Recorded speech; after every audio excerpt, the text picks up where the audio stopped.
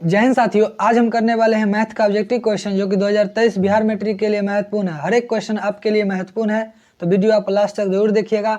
बड़ा ही हम basic method से हमको हर क्वेश्चन को करने वाले हैं। तो आज का पहला क्वेश्चन है sin 54 माइनस cos 36 का मान क्या होगा।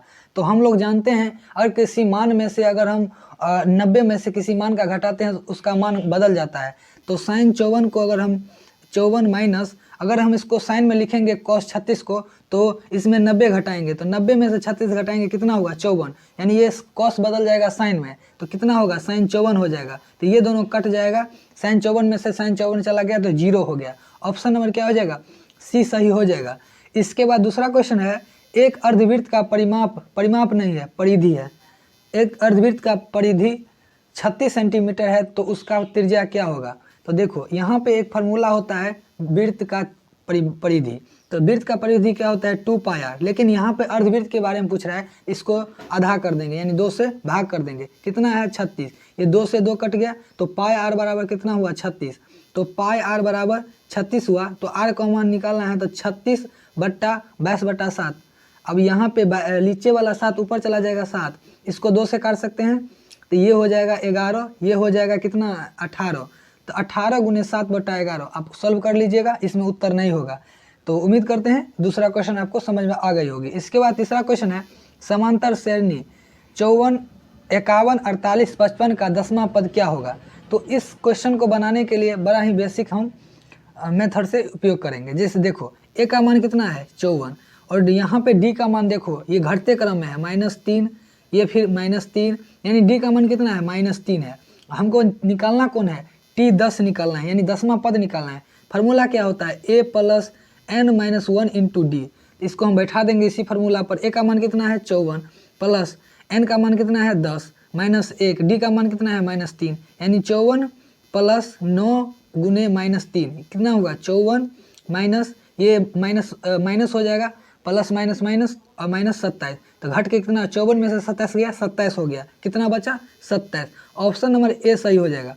समझ में आ रही है तो कमेंट जरूर कीजिएगा। इसके बाद चौथा क्वेश्चन है बिंदु 2√3, -√2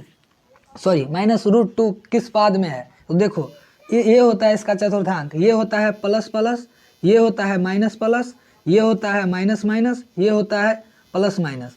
देखो प्लस माइनस ये प्लस है और माइनस है, देखो कौन सा चतुर्थांक में आएगा चौथा चतुर्थांक। तो देखो ऑप्शन नंबर डी सही हो जाएगा, चतुर्थ में आएगा। कौन आएगा चतुर्थ में, लेकिन वही उल्टा कर दे, इसको इधर कर दे इसको इधर कर दे तो ये आ जाएगा द्वितीयक में। तो उम्मीद करते हैं चौथा क्वेश्चन आपको क्लियर हो जाए। इसके बाद पांचवा क्वेश्चन है किस पूर्णांक m के लिए सम संख्या का रूप है। तो किस पूर्णांक m के लिए सम संख्या का क्या है एक रूप है। तो ये होता है 2m। ऑप्शन नंबर सी सही हो जाएगा, क्या हो जाएगा सी सही हो जाएगा। इसके बाद छठा क्वेश्चन है बिंदु 4,3 किस पाद में है। तो हम बताए थे प्लस प्लस किस में होता है तो प्रथम में, तो ऑप्शन नंबर ए सही हो जाएगा। ये क्या है प्लस, ये भी क्या है प्लस, तो ऑप्शन नंबर ए सही हो जाएगा। इसके बाद 7वां क्वेश्चन है यदि समांतर श्रेणी का छठा पद और 12वां पद 13 और 25 है तो इसका पहला पद ज्ञात करें, यानी ए का मान हमको पूछ रहा है।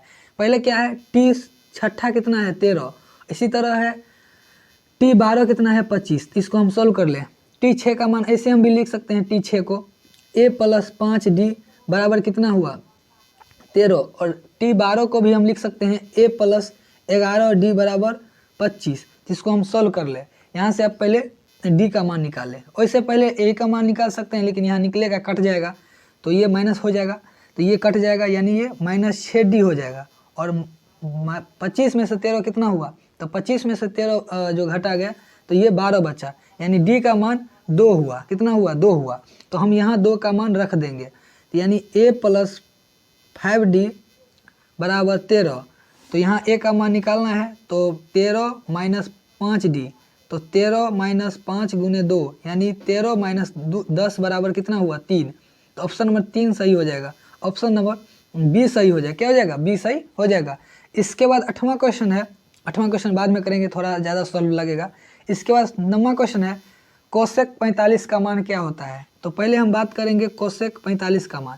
तो कोसेक 45 का मान होता है √2, क्योंकि साइन 45 का मान कितना होता है 1/√2, कॉस 45 का मान कितना है 1/√2, तो उसी तरह सेक और कोसेक का मान √2 हो जाएगा।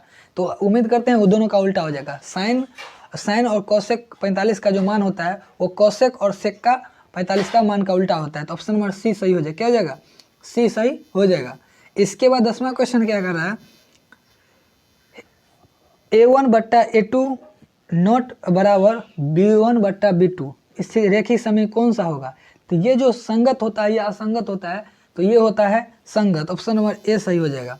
इसके बाद 11वां क्वेश्चन है, त्रिघात बहुपद का व्यापक रूप कौन है? त्रिघात मतलब पावर 3, तो एक ए के power x cube plus b के power x square c x plus d, तो ऑप्शन नंबर सी सही हो जाएगा। यही दीर्घात पूछ देगा तो a x square plus b x plus c, ये दीर्घात के लिए है, ये त्रिघात के लिए है, तो ऑप्शन नंबर सी सही हो जाएगा। इसके बाद 12वां क्वेश्चन है, यदि अल्फा बीटा दीर्घात बहुपद का मान x square minus 5x plus 7 है तो 1 बट्टा अल्फा प्लस 1 बट्टा बीटा का मान निकालिए। इसको हम सोल्व कर सकते हैं। अल्फा बीटा ऊपर हो जाएगा अल्फा प्लस बीटा, तो अल्फा प्लस बीटा का मान क्या होता है? तो माइनस बी बटा ए, तो माइनस बी कितना है? 5, और माइनस होता है माइनस प्लस हो जाएगा और बट्टा ए, तो यानी अल्फा प्लस बीटा का मान कितना हुआ? अल्फा प्लस बीटा का मान हुआ 5, और इसी तरह अल्फा बीटा का मान सी बटा ए, तो सी कितना है? 7, ए बट्टा एक हम नीचे में लिखे ना लिखे बात बराबर है, यानी कितना हुआ? 7। अब यहाँ पर निकालना क्या है? अल्फा प्लस बीटा बट्टा अल्फा बीटा, तो अल्फा प्लस बीटा का मान कितना निकला? 5 निकला, और अल्फा बीटा का मान कितना निकला? 7, 5 बट्टा 7, ऑप्शन नंबर बी सही हो जाएगा। थोड़ा इसमें स्क्रीन का प्रॉब्लम है क्योंकि बड़ा हम नहीं लिख सकते हैं, अच्छे से नहीं लिख सकते हैं क्योंकि लिखने में थोड़ा दिक्कत हो रहा है मोबाइल पे। इसके बाद 13वां क्वेश्चन है, दीर्घात बहुपद 6x square minus 7x minus 3 के शून्यक होंगे, इसका शून्य कितना होगा? तो इसका शून्यक जो होगा ये कौन कौन सा होगा? 3/2 1/3 होगा, या माइनस 3/2 और कोमा 1/3 होगा। ये क्वेश्चन आप बनाइएगा क्योंकि इसमें थोड़ा लफड़ा लगेगा बनाने में। इसके बाद 14वां क्वेश्चन है, ठीक उसी तरह ये भी क्वेश्चन है, अगर ये इतना मान दिया है तो इतना मान निकालिए, यानी अल्फा प्लस बीटा का मान कितना है? -2 है, और अल्फा बीटा का मान अगर हम निकालेंगे तो 3 है क्योंकि सी बट्टा ए होगा, तो 1 यानी -2, अल्फा प्लस बीटा का मान -2 और अल्फा बीटा का मान 3, तो इसको सोल्व कीजिएगा तो अल्फा प्लस बीटा बट्टा अल्फा बीटा, तो अल्फा प्लस बीटा का मान -2 और अल्फा बीटा का मान 3, तो -2/3, -2/3 किस में है? -2/3, ये इसमें नहीं है, इसमें नहीं है, इसमें नहीं, -2/3, ऑप्शन नंबर बी सही हो जाएगा। इसके बाद 15वां क्वेश्चन है, दो रेखिक समीकरण के आलेख प्रतिच्छेद रेखाएं हैं तो रेखिक समीकरण युग्म है, किसका एक युग्म है? तो ये किसका युग्म है? एक हल का है, ऑप्शन नंबर बी सही है। इसको डायरेक्ट आप याद कर लीजिएगा। इसके बाद 16वां क्वेश्चन है, निम्नलिखित में से कौन परमेय संख्या है? परमेय संख्या उसे कहा जाता है जो शुद्ध रूप से बाहर निकल जाए। -3 को शुद्ध रूप से बाहर निकाल सकते हैं? नहीं निकाल सकते हैं। इसको आप रूट एंड तोड़िएगा, कितना पता है? 1.73, इसको तोड़ते तोड़ते कहाँ जाएगा? इसी तरह हम इसको निकाल सकते हैं क्या?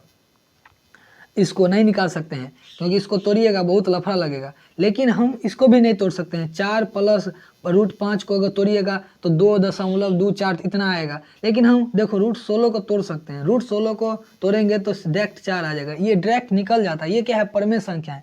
लेकिन अगर अपरमेय पूछेगा तो तीनों अपरमेय है, लेकिन एक परमेय कौन सा है? तो √16 है, परमेय संख्या है, तो ऑप्शन नंबर डी सही हो जाएगा। क्या हो जाएगा? डी सही हो जाएगा। इसके बाद 17वां क्वेश्चन है, दो क्रमित सम संख्या का HCF क्या होगा? तो दो क्रमित संख्याओं का HCF क्या होगा? तो ऑप्शन नंबर क्या हो जाएगा? 2 होगा। कितना होगा? 2, ऑप्शन नंबर बी सही हो जाएगा। इसके बाद 18वां क्वेश्चन है, 18वां क्वेश्चन क्या कह रहा है, किसी धनात्मक पूर्णांक a तथा b के लिए AB का मौसो गुने AB का लॉसो निम्नलिखित किसके बराबर होता है? तो ये जो बराबर होता है ऑप्शन नंबर सी सही हो जाएगा। a क्रॉस b यानी a गुने b के बराबर होता है, ऑप्शन नंबर सी सही हो जाएगा। क्या हो जाएगा? सी सही हो जाएगा। ये क्वेश्चन 19वां क्वेश्चन छोड़ दो क्योंकि इसमें डायरेक्ट है, लेकिन अभी नहीं बताएंगे। अब यहाँ देखो 20वां क्वेश्चन बहुत ही इंपॉर्टेंट है, ये क्वेश्चन बड़ा ही इंपॉर्टेंट है। पाई क्या है? तो पाई एक अपरमेय संख्या है। क्या है? एक अपरमेय संख्या, क्योंकि इसको तोड़िएगा तो ये जाएगा 3.14, फिर 1 4 ऐसे ही करते थे, ये अनंत तक जाएगा। क्या अपरमेय? ये शुद्ध रूप से बाहर नहीं निकलता है। क्या है? अपरमेय संख्या। लेकिन परमेय संख्या को उदाहरण जैसे √4 दे देगा, ये परमेय संख्या है। √16 दे देगा, √9 दे देगा, ये क्या है? परमेय संख्या। लेकिन अपरमेय पाई हो गया, ये सब क्या है? अपरमेय संख्या है। ऑप्शन नंबर बी सही हो जाएगा। इसके बाद 21वां क्वेश्चन है, दो रेखिक समीकरण के आलेख समांतर हैं तो रेखीय समीकरण युग्म है। तो क्या है? एक युग्म है, किसका युग्म है? तो ऑप्शन नंबर ए, कोई हल नहीं होगा। ये कोई हल ही नहीं होगा। जब दो समांतर आरेख हो तो इसका कोई हल नहीं होता है। ऑप्शन में ए सही हो जाएगा। इसके बाद 22वां क्वेश्चन छोड़ देते हैं क्योंकि थोड़ा सोल्व करने वाला है, क्योंकि थोड़ा लंबा वीडियो हो जाएगा, इसीलिए हम सोल्व नहीं कर रहे हैं। इसके बाद ए का मान यहाँ निकालना है, 23वां क्वेश्चन भी। और यहाँ पर क्या रहा है, दीर्घात समीकरण x² प्लस x माइनस 1 है तो मूल की प्रकृति क्या होगा। तो इसमें मूल जब आप निकालिएगा अल्फा और बीटा का मान, तो मूल कैसा निकलेगा, एक तरह का वास्तविक और असमान। ऑप्शन नंबर ए सही हो जाएगा। तो उम्मीद करते हैं आज का वीडियो आपको पसंद आई हो। थोड़ा वीडियो इसीलिए अगर हम कट कर बना रहे हैं क्योंकि हमको इसमें सॉल्व करने नहीं हो रहा है, इस डिस्प्ले पर सॉल्व करने में दिक्कत हो रहा है, तो आप लोग कहिएगा कि हम अच्छे समझा नहीं पा रहे हैं। तो उम्मीद करते हैं आज का वीडियो आपको पसंद आई हो। अगर वीडियो पसंद आई हो तो वीडियो को लाइक कर दीजिएगा, इस चैनल को जरूर सब्सक्राइब कर लीजिएगा। तो मिलते हैं नेक्स्ट वीडियो में, तब तक के लिए जय हिंद और सभी को लव यू।